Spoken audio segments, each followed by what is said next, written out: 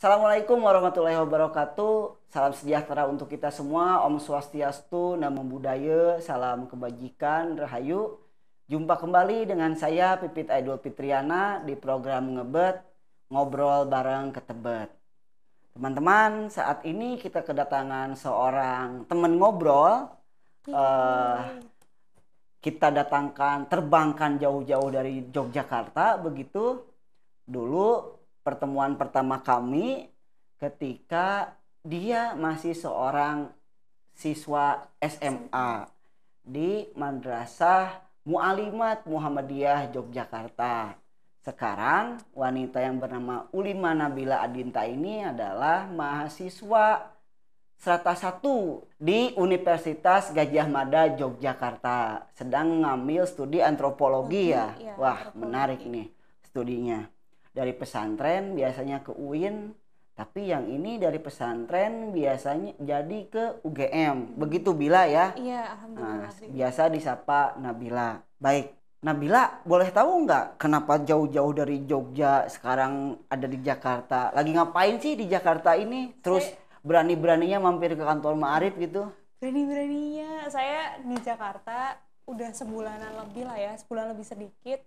Saya lagi bantuin dosen saya gitu, dan juga sebenarnya sambil nyicil-nyicil nyari kerjaan skripsi lah ya gitu. Pantas udah sebulan lebih ya. Iya. Apa yang dibantu dosen ngebantu dosen tentang apa? Ada riset atau apa? Iya, jadi saya ada riset payung gitu untuk apa? Jadi kan setiap dosen ini kan harus ada kewajiban riset dan kalau bisa menghasilkan satu skripsi buat mahasiswa gitu. Kebetulan saya bertemu dengan dosen yang punya minat isu yang sama gitu soal migrasi. Nah, migrasinya itu topik khususnya apa? Soal pengungsi dan kesehatan atau refugee health yang ada di wilayah Jakarta dan Tangerang Selatan lah ya gitu. Oke. Oh, berarti udah sebulan di Jakarta dan Tangerang Selatan ini dalam rangka membantu dosen sekaligus mengerjakan skripsi itu ya? Iya kan, sekali dayung aja kan, biar daripada kerjain sendiri kan udah ada yang mau bantuin kan. Tema besarnya apa risetnya? Ya tema besarnya ya free refugee health, tapi kalau misalnya apa yang dilakuin, apa yang digali tuh sebenarnya kayak lebih ke praktik pelayanan kesehatan, gimana sih ini bekerja di negara kita gitu. Tapi maksudnya bukan negara kita Indonesia seluruhnya ya, kayak studi kasusnya ya di area Jakarta dan Tangerang Selatan gitu. Sebenarnya juga ada di Bogor, cuman kayak sepertinya representasi Jakarta ini sudah cukup banyak juga dan kompleks gitu. Boleh tahu nggak gimana kebijakan negara, dalam hal ini kebijakan Pemda atau Pemprov DKI Jakarta dan Tangsel ya, terkait isu kesehatan para imigran, para orang-orang yang migrasi tadi yang kamu temukan sama riset? Sebenarnya bukan hanya pengungsi ya, tapi pengungsi dan juga pencari suaka gitu. Pengungsi dan pencari suaka gitu. Jadi kan justru bukan Pemprov dan Pemda gitu, langsung dihandle oleh negara gitu. Negara melalui Satgas pengungsi gitu. Oh, ada Satgas pengungsi. Satgas yang mengurusi pengungsi sendiri dari Kemenko Polhukam. Nah, terus dan nggak ada undang-undangnya ya, karena Indonesia kan sebenarnya sebagai transit country, bukan sebagai negara tujuan gitu. Jadi kan kedatangan para pengungsi ini kan datang dari Afghanistan, Somalia, Yaman. Pokoknya banyak banget ya negaranya gitu. Afrika, beberapa negara Afrika juga, Pakistan gitu-gitu. Mereka pengen ke negara tujuan, negara ketiga, mau itu Australia, Kanada, New Zealand. Kenapa mereka menjadikan negara kita sebagai tempat transit? Karena nggak bisa ya langsung ke negara itu. Saya nggak ngerti kenapa ya, tapi kan mungkin awal orang-orang yang datang ke sini tuh pengennya ke Australia. Oh, pengennya ke Australia. Ya, cuma kan akhirnya opsi itu bertambah ketika mereka sampai di sini gitu. Salah satu kan tujuannya kan untuk resettlement gitu. Tapi resettlement ini salah satu opsi karena juga sangat berat gitu loh buat mereka untuk dapatin resettlement gitu. Dan mungkin kalau teman-teman nggak tahu ya jumlah mereka sangat banyak gitu. Berapa jumlah mereka? Lebih, hampir 14.000 di se-Indonesia. Kalau mungkin di wilayah Jakarta, Jabodetabek 7.000-an lah ya, dan Jawa Barat. Hampir setengahnya berarti. Gitu. Dan itu kan gak cuma mereka yang dewasa, yang mereka datang sendiri, anak muda gitu. Dulu kan salah satu gelombang yang ramai itu pengungsi Rohingya tuh. Iya, nah Rohingya itu salah satu pengungsinya kan, tapi kan juga ada nggak hanya Rohingya ya, ada Rohingya, terus juga ada yang mereka dari Afghanistan, Pakistan, Somalia yang mungkin karena perang atau negaranya nggak safe gitu, mereka merasa nggak safe dan pengen mencari kehidupan yang lebih baik kayak gitu. Alasan mereka meninggalkan negara atau tanah kelahirannya itu apa sih yang Nabila temukan dari proses wawancara selama ini? karena yang pertama mungkin konflik ya di negara itu gitu. Kalau misalnya kita tahu di Afghanistan tuh kan serangan Taliban itu kan tidak henti-hentinya ya gitu. Nah, salah satu mereka yang datang ke situ juga mereka yang minoritas ya, mereka juga tidak mendapatkan hak dan kewajibannya sebagai warga negara di negaranya gitu. Misalnya kalau dari Afghanistan atau Pakistan ya orang-orang Hazara gitu. Hazara itu kan minoritas, terdiskriminasi di sana gitu. Karena mungkin perbedaan ini ya Kang, perbedaan mereka kan Syiah Muslim gitu, sedangkan mungkin di sana Sunni mayoritasnya gitu, Sunni gitu. gitu. Kalau di negara kita kan ya mayoritas sekali Sunni ya gitu. Jadi iya, ya, Syiahnya juga sedikit. Syiahnya juga sedikit, cuma nggak tahu terdiskriminasi atau tidak di negara kita ya. beda gitu. Akhirnya ya udah, kalau yang menangani sih Satgas Pengungsi itu, tapi juga ntar ada kebijakan-kebijakan untuk menolong karena mereka kan punya hak hidup ya. Oke, sebentar. Gitu-gitu. Pertama, alasannya karena faktor security, berarti keamanan. Ada faktor lain nggak yang membuat mereka kenapa mencari suaka ke negara lain begitu? Mungkin juga ekonomi ya, karena kan mereka yang datang di tahun 2000-an, mungkin mereka udah punya saudara di Australia atau di negara manapun, yang mereka mungkin sini aja nih kehidupan lebih baik, tapi kan nyatanya kan nggak semudah itu gitu ya. Kan mereka juga datang kan juga nggak yang langsung flight. Kita kalau misalnya kita mau ke Amerika langsung sekali flight gitu, mereka kan ya misalnya naik pesawat sampai Malaysia, dari Malaysia naik perahu sampai Medan, dari Medan ke Jakarta naik bis gitu, lama banget gitu. Belum ke Australianya mereka maksa pakai perahu gitu. Akhirnya kan Australia punya kebijakan stop the boat gitu. Kedua ekonomi. Ekonomi. Ada faktor ketiga nggak kira-kira? Kalau sejauh ini yang saya temuin mungkin itu ya, security dan ekonomi. Oke, gitu. Dua aja. Nah sebentar, kita sedikit tarik ke belakang. Tadi menarik nih cerita kamu ya. Misal ya, mereka dari Afghanistan, katakanlah tujuannya adalah Australia begitu teman-teman. Kan dari kamu tadi bilang nggak selalu bisa langsung naik pesawat begitu. Saya tidak tahu ada nggak rute pesawat dari Afghanistan ke Australia. Harus transit di negara A, negara B, negara C sampai mereka ke negara tujuan akhir begitu ya. Nah, saya nggak tahu nih, mungkin muncul atau tidak di wawancara kamu itu. Ketika mereka meninggalkan negaranya, mereka kan punya identitas. Kalau yang berlaku internasional kan identitas itu paspor ya. Nah, itu mereka setelah meninggalkan negaranya,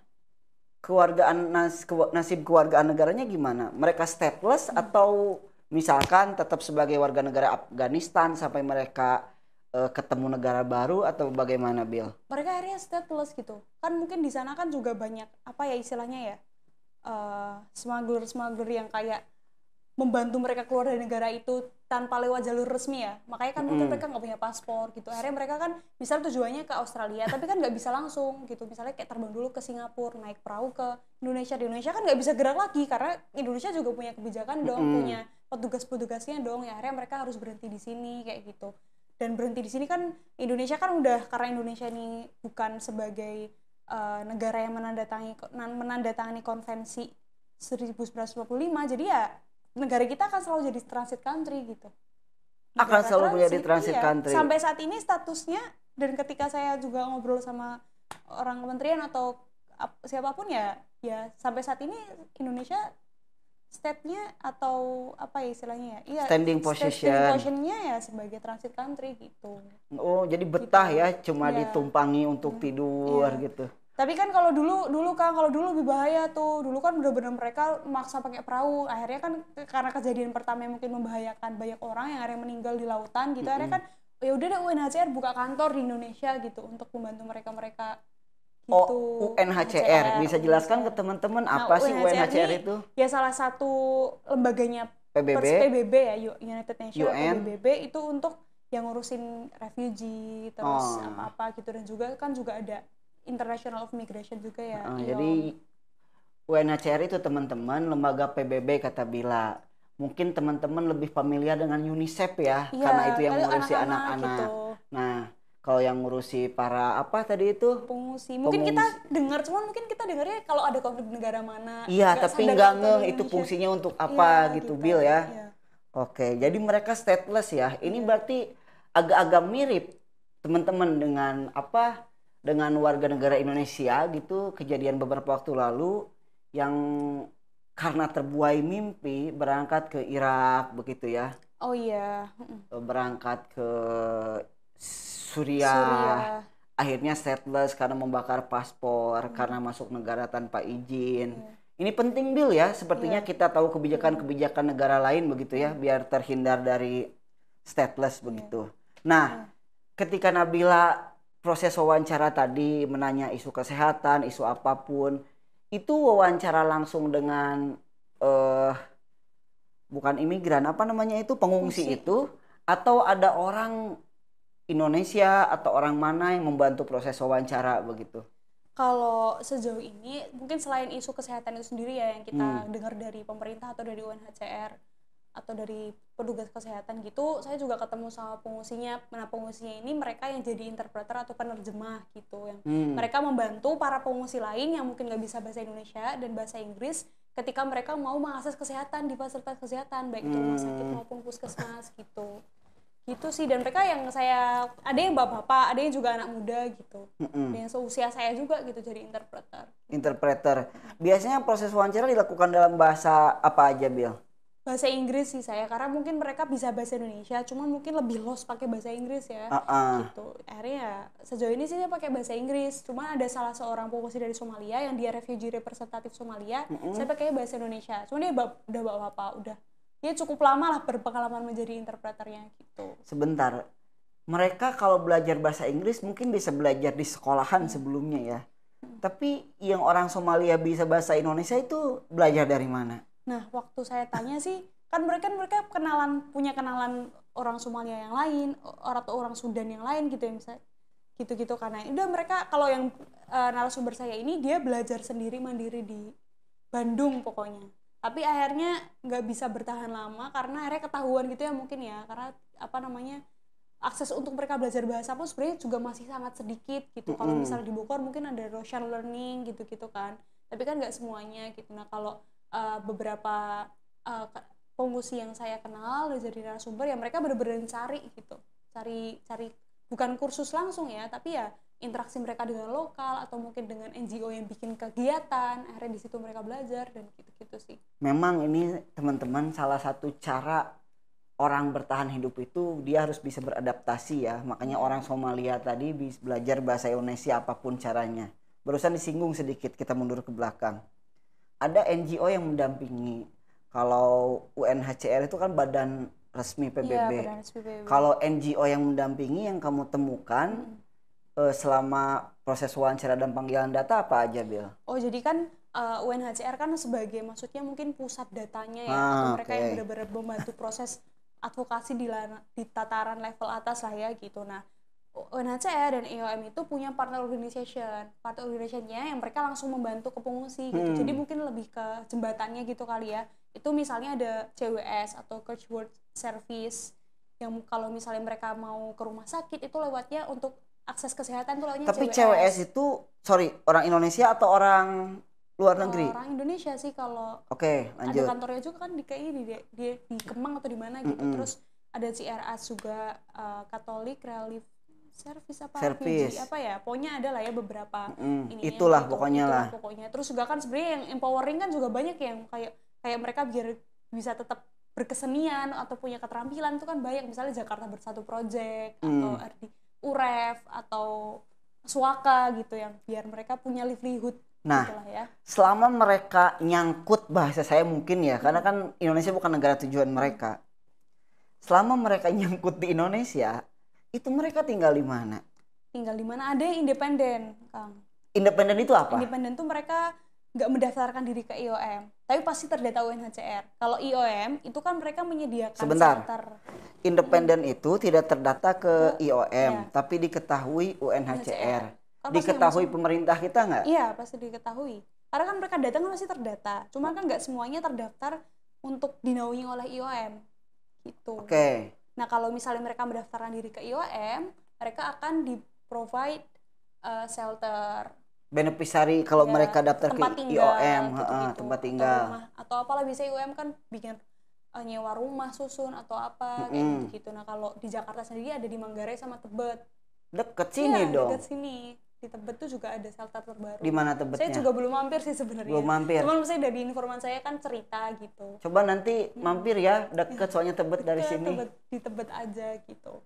gitu sih. Dan Tebetnya juga salah satunya ya Puskesmas Tebet, rumah sakit Tebet gitu kalau mereka akses kesehatan. Nah, kalau yang nggak gabung ke IOM mereka tinggal di mana?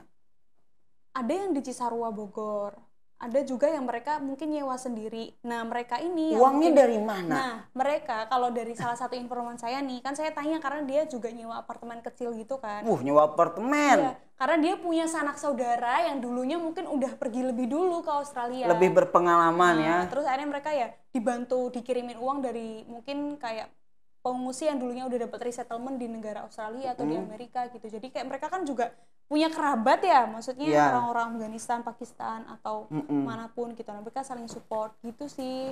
Kalau misalnya ini jadi sebentar saya agak bingung. Satu, mudah-mudahan kamu bisa jawab. Posisi mereka itu stateless ya. Stateless itu tidak punya kewarganegaraan. Mereka punya sanak saudara entah di Australia, entah di Mesir, entah di Amerika, di ujung dunia manapun itu mereka punya saudara. Terus saudaranya itu transfer uang buat membantu kehidupan mereka. Nah itu juga yang masih saya pertanyakan. Itu transfernya lewat akun bank mana? Apakah lewat PayPal begitu? Seperti hobinya teman saya yang beli-beli barang. Apakah lewat ATM BNI begitu? Kalau ATM BNI kan harus punya kartu identitas resmi. Saya bingung. Nabila itu juga yang belum saya tanyakan dan saya juga masih penasaran. Karena saya ngobrolnya baru beberapa hari yang lalu banget gitu. Saya nggak tanya sampai sedetail itu ya, cuman ternyata mereka kan supportnya kalau yang maksudnya mereka punya inisiatif lebih tinggi atau mungkin mereka merasa punya akses. Tapi kan sebenarnya lebih banyak yang nggak punya akses, Kang Pipit. Nah, kalau yang nggak punya akses ada bantuan nggak? Ada bantuan dari mana? IOM, dari IOM maupun CWS sebesar per kepala itu 1,3. Per kepala atau per kakak? Per kepala. 1,3 apa? Juta. Untuk tinggal di Jakarta. Itu orang dewasa, anak-anak. Nah kalau mereka punya anak, baru per anak itu sekitar 600 sampai 700 ribu. Berarti misalkan saya punya istri 1, anak 3. Berarti saya dapat 1,3 juta, istri saya 1,3 juta, anak saya kena 3, 1,8 juta. Begitu hitungan matematisnya. Saya juga tanyakan sampai itu kayak apakah keluarga, kayaknya ada hitungan sendiri untuk keluarga gitu loh kan.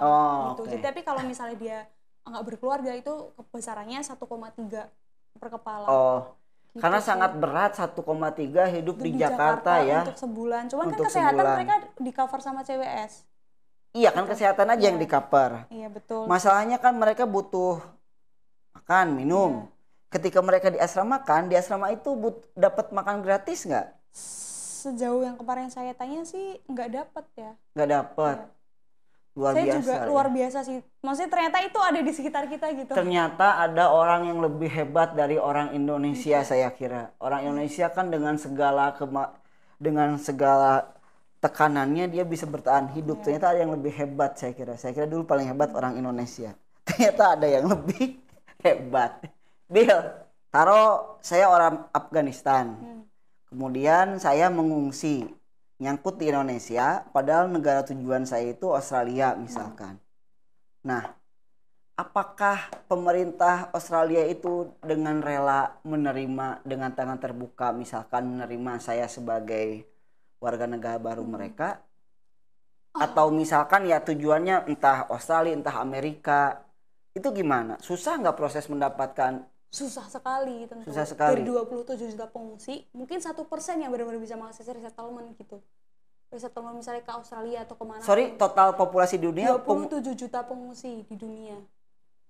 Di Indonesia 13.000 itulah ya. Hanya 1% yang dapat resettlement 1% itu. Berapa? Mungkin itu yang dikatakan oleh UNHCR ya. 1%. Dan itu kan UNHCR kayak mengusahakan gitu kan. Nah, itu tuh mereka nunggu resettlement di Indonesia itu bisa 5 tahun, 7 tahun tuh udah paling cepet tuh. Udah cepet banget tuh. Dia 5 tahun tinggal di Indonesia, 7 tahun tinggal di Indonesia harus ada resettlement gitu. Makanya kan sebenarnya kayak opsi lain tuh ketika mereka di Indonesia, ya mereka diberi keterampilan. Kan mereka juga Australia melihat dong siapa yang jadi calon negaranya, dia punya skill apa nih yang bisa kira-kira mereka langsung bisa diterima sebagai warga negara itu. Jadi sebenarnya kayak ini sangat complicated gitu ya, masalah kehidupan atau mungkin kayak bisa dibilang kaum marginal lah ya kalau di negara kita. Mereka ada yang sangat complicated dan sebenarnya butuh kita bantu. Pernah nggak kamu tanya misalkan begini, ada pengungsi yang tadi kan biasanya 5-7 tahun sudah bisa resettlement.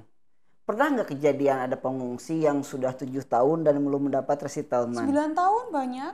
Dan itu diem di Indonesia terus gitu? Bahkan salah seorang informan saya bilang, dia bilang katanya, bahkan saya UNHCR pernah bilang ke kita para pengungsi gitu, bisa jadi kita nunggu 20 sampai 25 tahun di Indonesia. Bayangin dengan rentan itu tuh mereka gimana, nggak bisa sekolah, nggak bisa dapat sertifikat, ijazah, dan sebagainya. Jadi bisa dibayangkan. Oh berarti Ya, saya maksudnya- kira otomatis setelah 5 tahun 7 tahun bisa celok tentu. pindah gitu. Nah, tapi opsinya sebenarnya banyak, Kang. Kayak bisa juga mereka cari inisiatif sendiri, private sponsorship gitu-gitu. Gitu sih. Jadi sebenarnya jalannya banyak, atau mungkin lewat pekerjaan atau sekolah, atau kan mungkin kalau dikatakan sih ada kayak talent beyond boundaries gitu. Jadi misalnya ada perusahaan yang juga nge-support isu ini, pengen nge-sponsorin, nah mereka harus cari-cari akses gitu. Jadi nggak hanya melalui UNHCR atau IOM untuk resettlement ini gitu. Tapi ya memang itu butuh banyak sekali usaha sih dan effort, dan juga jaringan tentunya ya. Kayaknya ini obrolan pertama di Ngebet ya, bicara isu seperti ini saya kira ya, Tapi ini juga teman-teman. krisis kemanusiaan gitu. Nah, gimana ini maksudnya krisis kemanusiaan, Bill? Krisis, maksudnya mereka juga kan sebagai seorang yang stateless, bayangin kalau misalnya mereka suka sama orang Indonesia, nikah, cowok gitu misalnya, pengungsi cowok, ya mereka nggak bisa menghidupi istrinya orang Indonesia gitu. Dan mereka juga nggak, ya maksudnya kayak urusan suka dan tidak suka itu kan kayak tidak bisa kita kontrol, dan Ya, itu tidak- manusiawi. ya, jadi kayak maksudnya sebagai seorang manusia ya pengen juga diperlakukan sebagai manusia yang utuh gitu. Wah, kan. ini menarik temuan risetnya Jadi, itu ternyata apa ya. namanya, termasuk kayak kalau terdekat ya kebutuhan vaksin gitu-gitu kan. Pas COVID apalagi ya. Ya pas COVID gitu kan juga, apalagi yang paling penting ya hak sehat dan hak Nah, pintar. ini saya banyak hak hidup orang ya. Kalau di teori Islam itu kan ada teori makosid syariah. Ada 5 hak utama. Salah satunya adalah hak untuk hidup. Kalau kita baca undang-undang, hak untuk anak misalkan yang saya ingat. Hak untuk anak itu kan hak untuk belajar, hak untuk bermain, hak untuk mendapat pengasuhan. 3 diantaranya ya. Hak untuk diberi kasih sayang oleh orang tua. 4 dari berapa poin, 9 atau berapa saya lupa. Bagaimana dalam konteks negara kita Indonesia membantu para pengungsi itu mendapatkan hak-hak dasarnya, Bill? Kalau learning center sebenarnya udah ada beberapa ya, sepertinya ya di Jakarta Bogor. Learning center cuma kan nggak bisa mereka dapat ijazah atau apapun ya, tapi sepertinya ya pemerintah kita seperti Kemendikbud, terus juga kayak mungkin dinas sosial, terus Kemenkes gitu misalnya kalau untuk kesehatan, mereka juga mengupayakan gitu. Gimana biar mereka bisa masuk SD negeri atau apa, dengan misalnya kayak mungkin nomor UNHCR yang mereka punya gitu, atau kan mereka nggak punya NIK kan karena mereka bukan warga negara gitu-gitu. Iya, Jadi jangan sebenarnya itu NIK, ada paspor aja lah. ada upaya gitu loh sebenarnya untuk mereka at least mengakses gitu. Termasuk kan juga kayak akta kelahiran gitu-gitu kan juga jadi hal yang penting juga ya gitu. Iyalah, Satria Zimbabwe misalkan 7 Februari 1998 gitu kan, itu kan Zimbabwe, perlu. iya betul gitu sih. Jadi sebenarnya diupayakan kok, maksudnya negara kita ya mencoba inklusif, tapi juga kayaknya butuh bertahun-tahun ya untuk bisa punya regulasi yang Iya, benar-benar ini sebetulnya memanusiakan isu mereka. kemanusiaan yang berat ya, karena tadi kalau yang kamu temukan dalam proses wawancara kan ada 2 faktor. Meskipun faktornya bisa jadi banyak, faktor security dan faktor kesejahteraan. Ya, ekonomi itu kan ujungnya welfare kan, kesejahteraan begitu. Nah, ini pertanyaan terakhir dari saya. Terakhir ya. Dari selama sebulan lebih kamu wawancara nih, temuan yang paling menarik kamu apa ya terhadap para pengungsi ini begitu? Apa ya, mungkin in general ya, secara umum yang mungkin saya In general lihat secara umum ya. sebagai Memang orang secara umum in general itu. Iya sama lah ya, mohon maaf. Secara umum ya ini ya, sebagai warga negara Indonesia menurut saya sebenarnya kita belum cukup terbuka gitu loh, atau cukup siap sebagai masyarakat global gitu. Karena maksudnya kita mungkin nggak menyadari gitu, bahkan mungkin kayak teman-teman saya kayak emang ada gitu. di sini orang Afrika yang bertahun-tahun di sini, dan mungkin orang Afghanistan, Pakistan yang bertahun di sini ada gitu, ribuan loh jumlahnya gitu. Jadi se-diverse atau semultikultur apapun negara kita ya, sebenarnya kita harus terus belajar sih untuk menerima mereka gitu. Mungkin kalau orang dari suku lain kita udah cukup tahu dan menerima gitu, tapi kan mungkin kita bangsa tidak lain. cukup bangsa lain, tidak cukup untuk mengenal bangsa lain gitu. Mungkin bangsa udah ya white people kulit putih karena kita pernah dijajah. Cuma kan bangsa lain itu kan tidak hanya itu gitu Kang, banyak banget gitu kelompok-kelompoknya. Dan WNA tuh nggak hanya WNA atau nggak hanya mereka yang belajar ke sini atau jadi turis atau jadi peneliti gitu, bahkan juga ada pengungsi dan pencari suaka, ada pemain bola gitu. juga, ada pemain bola. Pokoknya ya sebenarnya gimana kita melihat lebih terbuka aja sih sebagai Oke, teman-teman, satu pesan dari Nabila tadi, hal yang paling penting selama dia riset 1 bulan lebih di Jakarta dan Tangsel ternyata adalah bagaimana kita harus siap menerima perbedaan dalam konteks negara bangsa. Ternyata menurut Nabila, kita yang terbiasa bertemu dengan suku yang berbeda, dengan ras yang berbeda, ketika bertemu dengan orang dari negara dan atau bangsa yang berbeda, ternyata kita belum sepenuhnya siap begitu. Betul. Padahal katanya dunia sudah memasuki globalisasi. Cuma ketika pertemuan langsung itu terjadi, memang kita belum siap dan harus berpikir bagaimana caranya kita bisa memanusiakan manusia. Saya kira itu Bila ya. Obrolan kita kesempatan kali ini, mudah-mudahan kita bisa ngobrol lagi dengan Nabila tentunya. Dan teman-teman jangan kemana-mana. Sampai jumpa di episode Ngebet selanjutnya. Assalamualaikum warahmatullahi wabarakatuh.